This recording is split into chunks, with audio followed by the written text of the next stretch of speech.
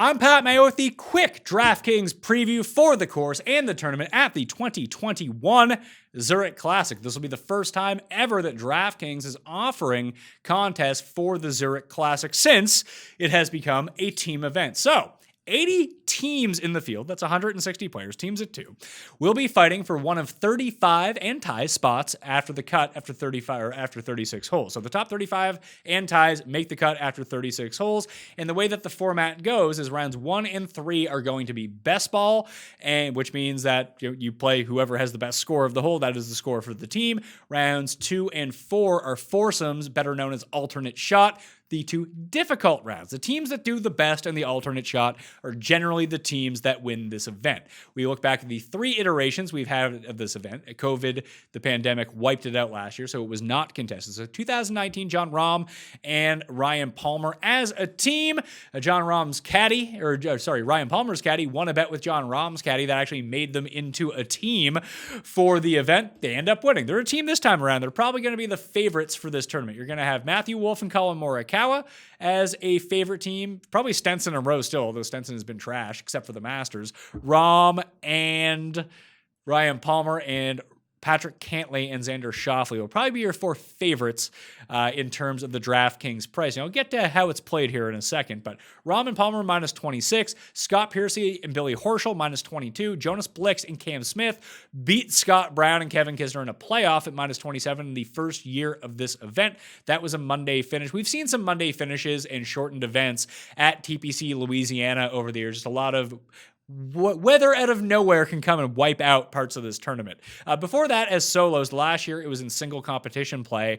Brian Stewart won in a 54-hole event over Jamie Lovemark and Byung-Hun An in a playoff at minus 15. Sung Yul No minus 22. The year before that, Justin Rose in 2015, minus 22. Sung Yul No minus 19 in 2014. Then Billy Horschel minus 20 for his first career victory in 2013. Other winners before that, Bubba Watson, Jason Duffner, and Jason Bone to recap the last part of the decade. Par 4 scoring and just birdies in general are so essential on this course. You can make eagles on some of the par 5s. All the par 5s are super easy. The hardest holes on the course are going to be those long par 3s. That's where guys get themselves into trouble. You find the guys, all 4 of them are over 200 yards. It's also a Pete Dye course too. So we're going back-to-back Pete Dye courses heading into this after we had the Players Championship and Austin Country Club back in March as well. So a lot of influx of Pete Dye. We're not going to see a Pete Dye course again.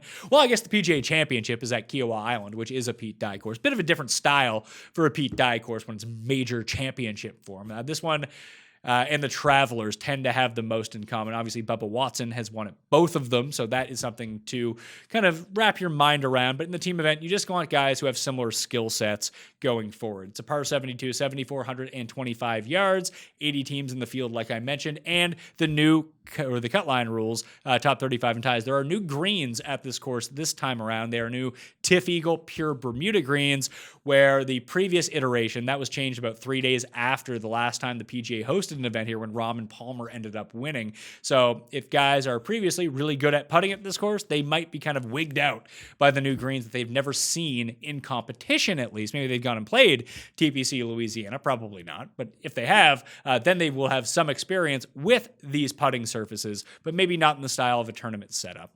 Essentially, what you're going to want this week is guys that make birdies, guys that are really good with their irons and can actually drain a few putts. But if you can figure out a team that actually has good cohesion, that means a lot more than just overall statistics this week, since you will be playing 2 of those rounds as alternate shots. So when you think about the teams like Rahm and Palmer, they complement each other's skill sets pretty well. They do sort of the same things well. Rahm, obviously, at a much, much higher level than Ryan Palmer, but he's a top 30 player in the world. He's no slouch when it comes down to it. Billy Horschel and Scott Piercy, well, they both are not huge bombers. So when you see teams like Bubba Watson and Matt Kuchar, they were a team one year.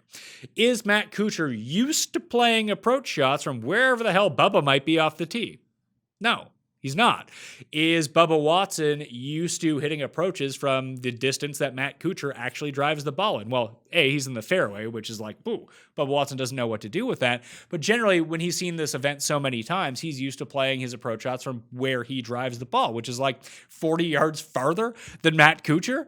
So it can kind of play. Some guys can overcome it, some guys can't. But if you can find two guys that complement each other really well, that will see themselves with shots that they're used to, I do think makes a lot of sense to try to target that type of team, even if they're lesser talented teams, but their skill sets are a little bit closer as a match. I do think that's a way that you want to actually attack this tournament this week. Finally, the DraftKings rules, like I mentioned, you can only pick one player from each team, but you get credit for the scoring of both teams. This is the first year that DraftKings has offered this contest. You can pick one player from each team, and you get both of the players from the team. Obviously, you can't pick more than one player from said team to double up on the points, so it has to be one player from 6 different teams, so you get the team points for each of those 6. I'm curious to see what the new strategy is going to be like, because it's the first time no one really has any sort of strategy developed of how you should try to play this. Some notes going forward, if you just wanted to have some like lower end teams that tend to play well at this event. Seamus Power and David Hearn have made the cut both years that they've played together. They will be a team once again. Cam Champ and Tony Finau played together at the QBE Shootout. They came in 5th of 12 teams. Sabatini and Brian Gay came T5 at this event before. And Charlie Hoffman and Nick Watney are a team for the 4th time. They've made the cut every single time. Tied for 9th, tied for 31st, and a tie for 5th in their 4 starts.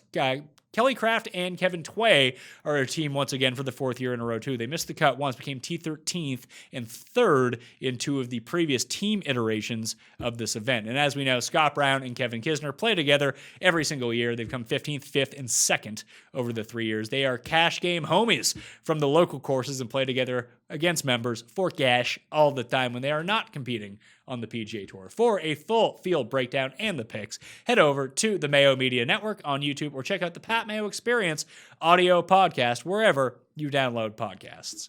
I'm Pat Mayo.